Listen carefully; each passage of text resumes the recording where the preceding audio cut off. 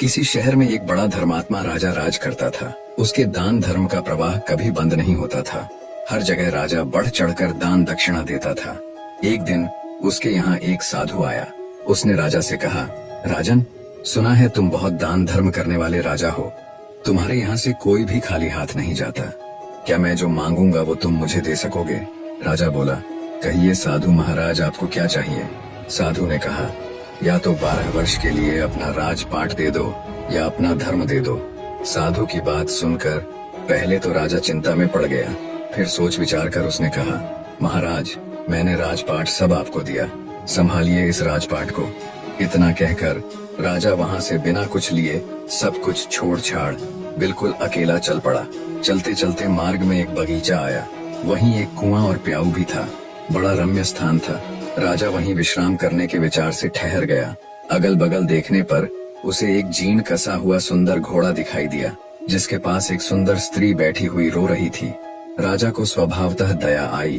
उसने उस स्त्री से रोने का कारण पूछा। स्त्री बोली, महाराज, मैं एक राजकुमारी हूँ। मेरे पिता और भ्राता सबको शत्रुओं ने मार डाला है। मैं किसी प्रकार जान बचाकर यहाँ भाग आई हूँ। अब आप ही देव के द्वारा भेजे मेरे आश्रयदाता हैं, अतः मुझे शरण दें।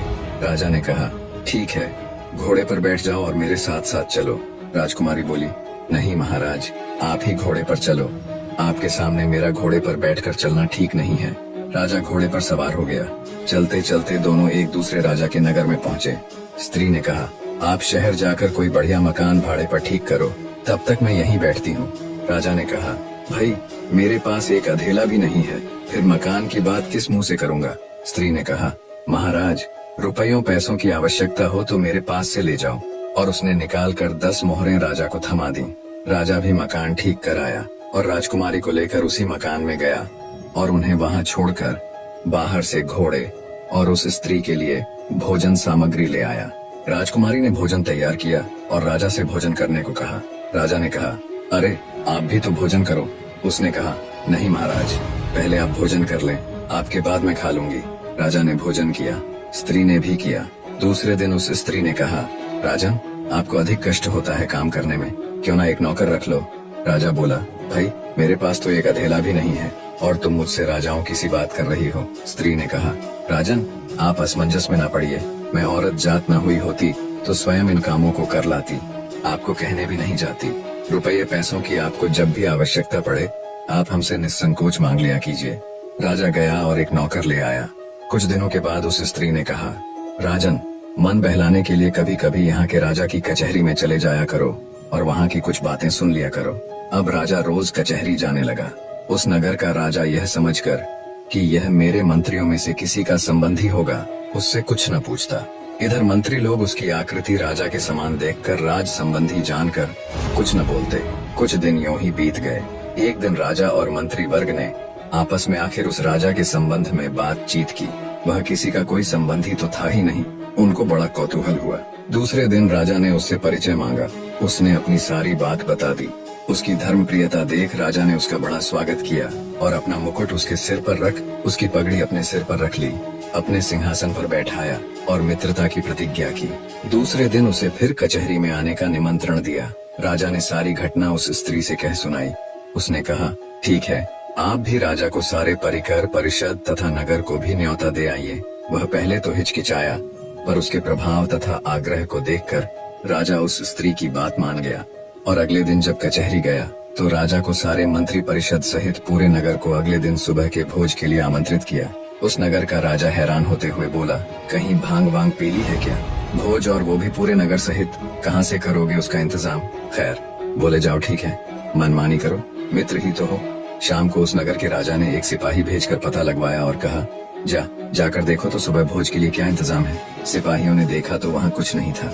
आकर ज्यों का त्यों राजा को बता दिया। राजा ने कहा, भाई, उसने पक्का भांग वांग ही पी रखी होगी। इधर इसको भी चैन न था। उस स्त्री से कहने लगा, भाई, तूने मेरी अच्छी फजीहत कराई है, प्रातः राजा न जाने मुझे क्या कहेगा। स्त्री ने कहा, महाराज, चिंता न करें। यदि आपको धैर्य न हो तो उस बगीचे में देख आए जहाँ से मुझे लिवा लाए थे। राजा ने घोड़े पर चढ़कर जो देखा तो वहाँ संपूर्ण देव वर्ग ही कार्य में तत्पर था। अनंत दिव्य ऐश्वर्य भरा था। उसके आश्चर्य का ठिकाना न रहा। प्रातः काल राजा सहित संपूर्ण नगर को भोजन कराया। इस आश्चर्य को देखकर सभी लोग आश्चर्य में डूब गए। नगर के राजा ने भी सारी व्यवस्था और भोजन के लिए उसकी भूरी भूरी प्रशंसा की। भोजनोपरांत सारा देव वर्ग अंतर्ध्यान हो गया। अब उस स्त्री ने कहा, राजन, तुमने उस साधु को कितने दिनों के लिए राज्य दिया था? जरा कागज तो देखो। राजा ने देखा तो समय पूरा हो चुका था। स्त्री बोली, तो अब आप भी अपने राज्य में जाओ और अपना राजपाट संभालो। राजा ने कहा, देवी, तुम्हें छोड़कर तो मैं एक कदम भी न जाऊंगा। स्त्री बोली, राजन, तुम मुझे क्या समझ रहे हो? मैं तुम्हारी स्त्री नहीं हूँ, मैं तो तुम्हारा धर्म हूँ। जब तुमने मुझे नहीं छोड़ा तो मैंने भी तुम्हें नहीं छोड़ा और तुम्हारी स्त्री बनकर तुम्हारे साथ रही और तुम्हें किसी प्रकार का दुख नहीं होने दिया। पर अब जैसी तुम्हारी इच्छा। निष्कर्ष, धर्म के प्रति निष्ठा ही जीवन की वास्तविक सफलता और सुख का मार्ग है। धर्म का पालन करने वाला व्यक्ति चाहे किसी भी परिस्थिति में हो, वह कभी पराजित नहीं होता। धर्म से व्यक्ति न केवल भौतिक सफलता प्राप्त करता है, बल्कि जीवन की गहराई और सत्य को भी समझता है। धर्म के बिना जीवन अधूरा और अराजक हो सकता है, लेकिन धर्म के साथ व्यक्ति हर चुनौती को पार कर सकता है।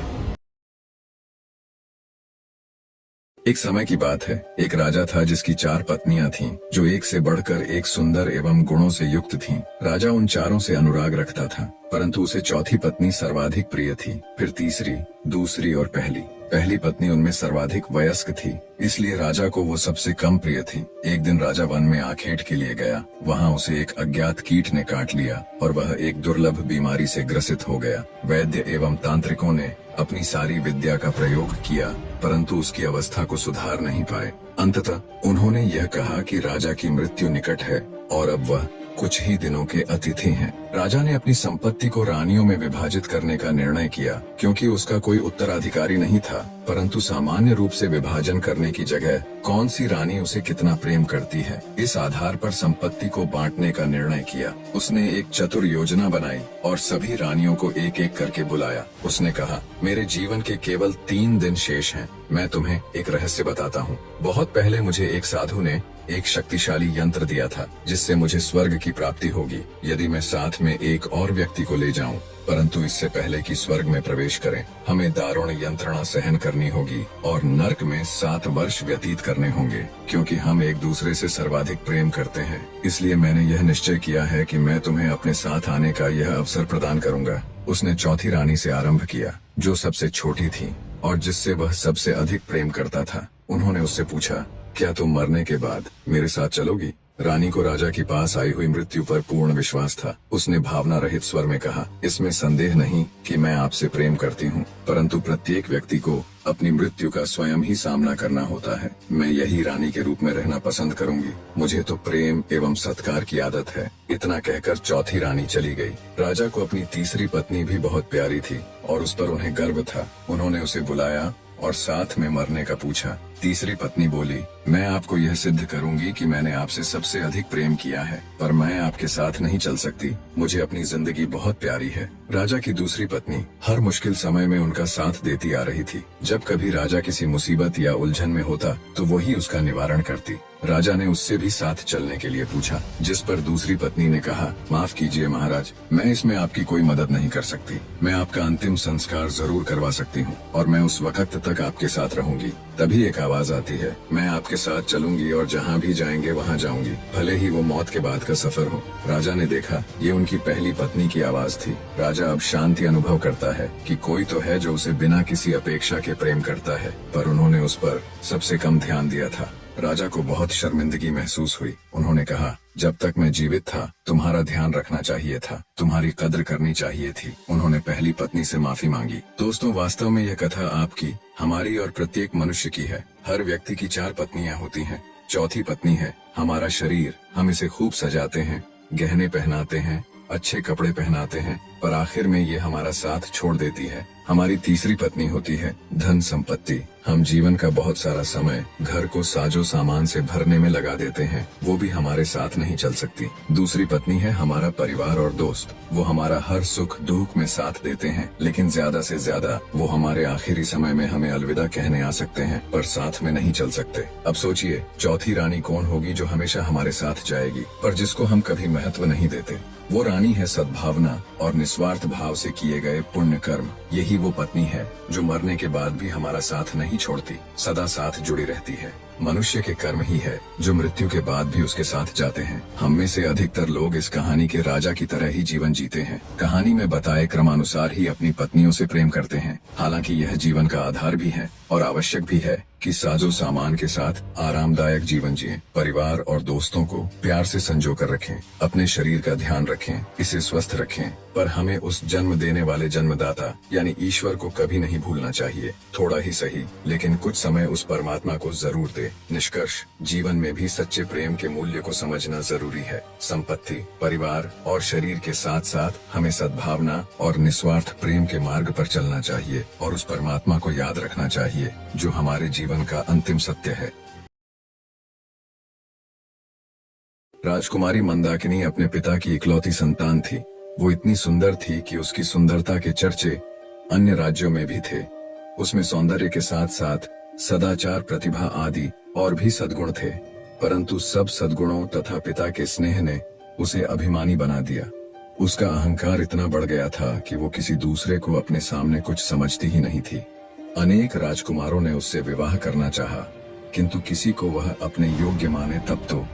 राजकुमारी की अवस्था दिनों दिन बढ़ती जा रही थी। महाराज को लोक निंदा का भय था, लोग कानाफूसी करने भी लगे थे, किंतु राजकुमारी अपने अहंकार में चूर थी।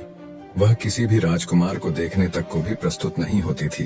अंत में महाराज ने पड़ोस के युवक राजा रंगमोहन के साथ एक योजना बनाई और घोषणा कर दी कि राजकुमारी के आगामी जन्मदिन पर प्रातः काल जो पुरुष नगर द्वार में पहले प्रवेश करेगा उसके साथ राजकुमारी का विवाह कर दिया जाएगा, फिर वह कोई भी हो। राजकुमारी का जन्मदिन का दिन आ गया। प्रातः काल नगर द्वार में सबसे पहले आने वाले पुरुष को राजसेवक पकड़ लाए। वह था फटे चिथड़े लपेटे एक भिक्षुक, परंतु वह जवान था, सुंदर था और पूरा अलमस्त था। उसके मुख पर एक अलग ही तेज नजर आ रहा था। महाराज ने राजपुरोहित को बुलवाया और बिना किसी धूमधाम के भिक्षुक के साथ राजकन्या का विवाह कर दिया। राजकुमारी चिल्लाई और रोते रोते उसने अपने सुंदर नेत्र लाल बना लिए, किंतु आज उसके पिता निष्ठुर बन गए थे। उन्होंने पुत्री के रोने चिल्लाने पर ध्यान ही नहीं दिया। भिक्षुक को केवल 5 स्वर्ण मुद्रा देकर उन्होंने कहा, तू अपनी पत्नी को लेकर मेरे राज्य से शीघ्र निकल जा, और याद रखना, यदि फिर तू या तेरी पत्नी मेरे राज्य में आए तो प्राण दंड दिया जाएगा। चलो मंदाकिनी। भिक्षुक ने राजकन्या को पकड़ा और चल पड़ा। रोती बिलखती राजकुमारी उसके साथ जाने को विवश थी, परंतु भिखारी ज्यों का त्यों प्रसन्न था। वह पत्नी के रोने पर ध्यान दिए बिना गीत गाता चल रहा था। राजकन्या को पैदल ही पिता के राज्य से बाहर जाना पड़ा। भिखारी उससे मधुर भाषा में बोलता, उसे प्रसन्न करने का प्रयत्न करता। पर्याप्त दूर जाने पर जंगल में नदी किनारे एक फूस की झोपड़ी में दोनों पहुंचे। भिखारी ने कहा, अब यही तुम्हारा घर है। तुम्हें स्वयं अब जंगल के पत्ते और लकड़ियां लानी पड़ेगी। कंदमूल जो कुछ मिलेगा उसे उबाल कर खाना पड़ेगा। पास के गांव में लकड़ियां बेचने जाना होगा। मैं भी जितना बन सकेगा तुम्हारी सहायता करूंगा। राजकन्या के लिए यह जीवन बहुत दुखद था, किंतु विवशता सब करा लेती है। उसे एक ही सुख था कि भिखारी उसके साथ बहुत प्रेमपूर्ण व्यवहार करता था। कुछ दिन ऐसे ही बीत गए। फिर एक दिन भिखारी ने झोपड़ी छोड़ दी और मंदाकिनी को लेकर वह एक गांव में आया। वहां वे दोनों एक खंडहर जैसे घर में रहने लगे। भिखारी कहीं से कुछ पैसे ले आया और उससे उसने मिट्टी के बर्तन खरीदे। पत्नी से कहा, इन बर्तनों को बाजार में ले जाकर बेच आओ। किसी समय जो राजकन्या थी उसके लिए सिर पर बर्तन उठाकर बाजार में जाना बड़ा कठिन काम था, किंतु मरती क्या करती उसे जाना पड़ा। भिखारी ने उसे स्पष्ट कह दिया कि यदि उसकी आज्ञा का पालन न करना हो तो वह मंदाकिनी को छोड़कर चला जाएगा। बेचारी मंदाकिनी बर्तन सिर पर उठाकर बाजार गई। उसे बर्तन बेचना तो आता नहीं था, दूसरों से नम्र व्यवहार करना भी नहीं आता था। बाजार में बर्तन रखकर वह उनके पास खड़ी रही, क्योंकि जमीन पर बैठना उसे बहुत बुरा लग रहा था। उसे कुछ ही देर वहां खड़े हुए हुई थी कि एक घुड़सवार युवक बाजार में आया। उसने मंदाकिनी से बर्तनों के दाम पूछे। मंदाकिनी ने रूखे स्वर में दाम बताए तो घुड़सवार लौट पड़ा। मोड़ते समय उसका घोड़ा भड़क उठा। फलतः घोड़े के पैरों की ठोकर से सब बर्तन फूट गए। घुड़सवार बिना कोई ध्यान दिए वहां से चला गया। अब मंदाकिनी को काटो तो खून नहीं, बेचारी रोती हुई घर लौटी। भिखारी आते ही क्रोधित होगा, ये बात सोच सोचकर उसके प्राण सूखे जा रहे थे। भिखारी आया तो देखा, रो रो कर मंदाकिनी की आंखें सूज गई थीं। वह कुछ नहीं बोला, परंतु दूसरे दिन कहा, मंदाकिनी, तुम्हें कुछ नहीं आता। मिट्टी के सभी बर्तन टूट गए। अब हम दोनों का निर्वाह कैसे होगा? एक उपाय है, नगर में चलते हैं। सुना है राजा रंगमोहन बहुत दयालु है। उसकी पाकशाला में तुम्हें कोई नौकरी दिलवाने का प्रयत्न करूंगा। तुम्हें काम मिल जाए तो तुम्हारी ओर से निश्चिंत होकर मैं भी कहीं अच्छे पैसे वाला ढंग का काम ढूंढ लूंगा। कुछ धन एकत्र हो जाने पर कोई व्यापार कर लूंगा और तब तुम्हें भी अपने पास बुला लूंगा। राजा रंगमोहन का नाम सुनकर मंदाकिनी ने लंबी सांस ली। एक समय इस नरेश ने उससे विवाह करने का प्रस्ताव किया था। आज वह राजरानी होती, किंतु हाय रे ये घमंड, आज उसी राजभवन में वह दासी बनने जा रही है। जाने के अतिरिक्त कोई दूसरा रास्ता नहीं था। मंदाकिनी नगर में गई और राजा की पाकशाला में उसे नौकरी मिल गई। भिखारी उससे विदा होकर कहीं चला गया। मंदाकिनी का गर्व नष्ट हो गया था, उसका स्वभाव बदल गया था। अब वह अत्यंत विनम्र, परिश्रमी और सावधान सेविका बन गई थी। रसोई घर की अध्यक्षा रंभा कुमारी उसके कार्य से अत्यंत संतुष्ट थी। बसंत पंचमी आई। राजा रंगमोहन का जन्मदिन था। सभी सेवकों को इस दिन नरेश अपने हाथ से पुरस्कृत करते थे। दूसरी सेविकाओं के साथ मंदाकिनी को भी राजसभा में जाना पड़ा। जब सब सेवक पुरस्कृत हो चुके और सब सेविकाएं भी पुरस्कार पा चुकी, तब उसे पुकारा गया। वह हाथ जोड़े, मस्तक झुकाए राज सिंहासन के सामने खड़ी हो गई। नरेश ने कहा, मंदाकिनी, मैं तुमसे प्रसन्न हूँ। तुम्हें तो मैं अपनी रानी बनाना चाहता हूँ। मंदाकिनी चौंक पड़ी। महाराज, आपको ऐसी अधर्मपूर्ण बात नहीं करनी चाहिए। मैं परस्त्री हूँ। क्या हुआ जो मेरा पति भिक्षुक है? मेरा तो वही सर्वस्व है। उसे छोड़कर मैं दूसरे किसी की सोच भी नहीं सकती। वही मेरा स्वामी है। आपकी मुझ पर बहुत कृपा है, तो इतना अनुग्रह करें कि मेरे पति का पता लगवा कर उसे बुला दें। मैं पाकशाला में सेवा करके प्रसन्न हूँ।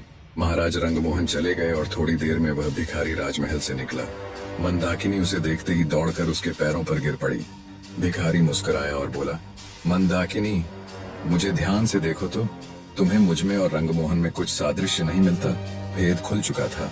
भिखारी के वेश में उसको ग्रहण करने वाले स्वयं राजा रंगमोहन ही थे और वह थी उनकी महारानी। राजा ने कहा, मंदाकिनी, क्षमा करना, तुम्हारे अभिमान की मुझे कोई दूसरी औषधि मिली ही नहीं, इसलिए तुम्हारे पिता के साथ मिलकर मुझे ये रास्ता अपनाना पड़ा। निष्कर्ष, जीवन में अभिमान और घमंड का कोई स्थान नहीं है। कठिन परिस्थितियां हमारे अहंकार को मिटाने और हमें विनम्र बनाने के लिए आती हैं। जीवन की सच्ची समझ कठिनाइयों से ही मिलती है और सच्चे प्रेम और समर्पण के बिना जीवन में वास्तविक खुशी और संतोष संभव नहीं है।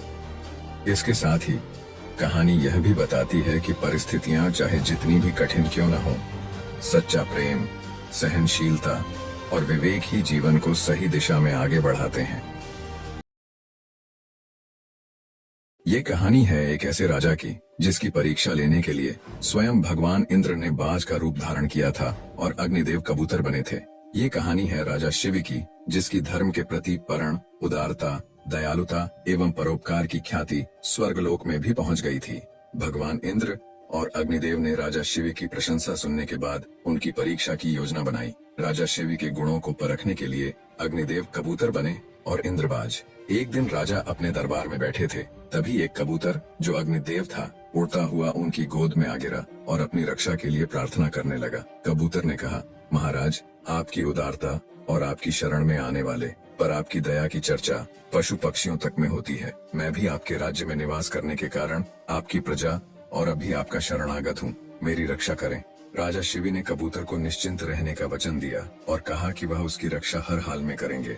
राजा ने जैसे ही वचन दिया, तभी वहाँ एक बाज जो भगवान इंद्रदेव था आ पहुँचा और शिवी से कबूतर को वापस करने की मांग करने लगा।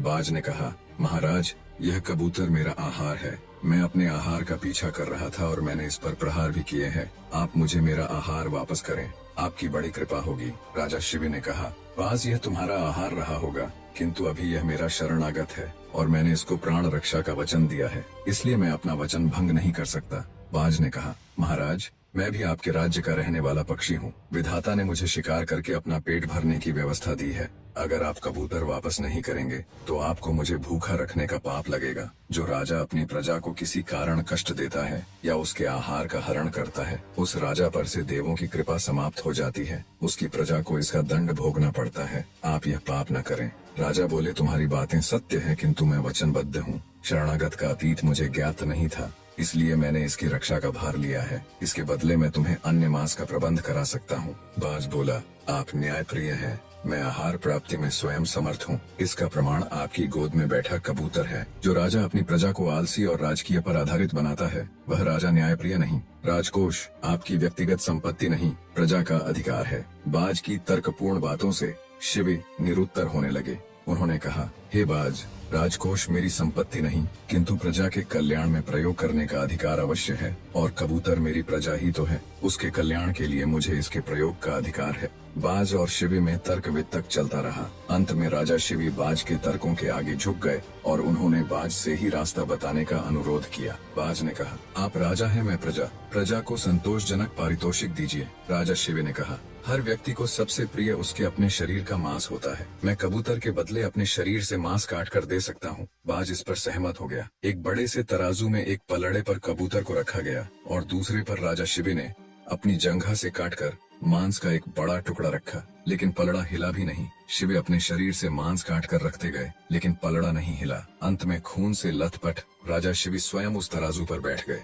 उनके बैठते ही पलड़ा झुक गया और आकाश से फूलों की वर्षा होने लगी। भगवान इंद्र और अग्निदेव अपने वास्तविक रूप में आ गए। इंद्रदेव ने राजा शिवी का शरीर पहले जैसा कर दिया और कहा, राजा शिवी, आपकी दानशीलता अद्भुत है। एक शरणागत पक्षी को दिए अभयदान के बदले में आपने अपना शरीर तक समर्पित कर दिया। आपकी कीर्ति संसार में तब तक बनी रहेगी जब तक यह पृथ्वी और आकाश अपने स्थान पर है। अग्निदेव ने वर दिया, मेरी प्रचंडता न आपको विचलित करेगी और न आपका अहित करेगी। दोनों देवता शिवी को वरदान देकर स्वर्गलोक चले गए। अपने वचन पर अडिग रहने और दूसरों के प्रति दया प्रदर्शित करने की भावना से इंसान देवताओं को भी वश में कर सकता है। इसलिए सदा अच्छे कर्म करते रहो, आपके साथ भी अच्छा ही होगा।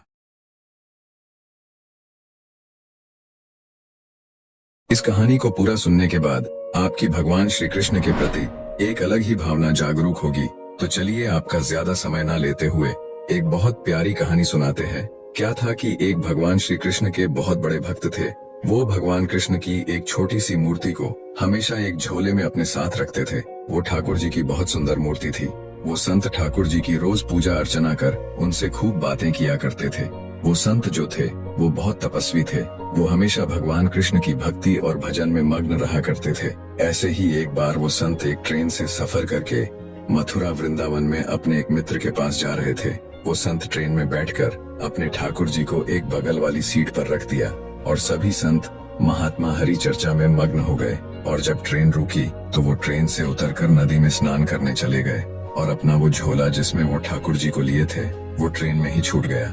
जब सभी संत स्नान करके अपने मित्र के आश्रम पर पहुँचे और जब भोजन पाने का समय आया तो उस संत ने अपने ठाकुर जी को खोजा, लेकिन ठाकुर जी संत को नहीं मिले। फिर संत विलक कर रोने लगे कि हाय, मेरे ठाकुर जी कहाँ गए।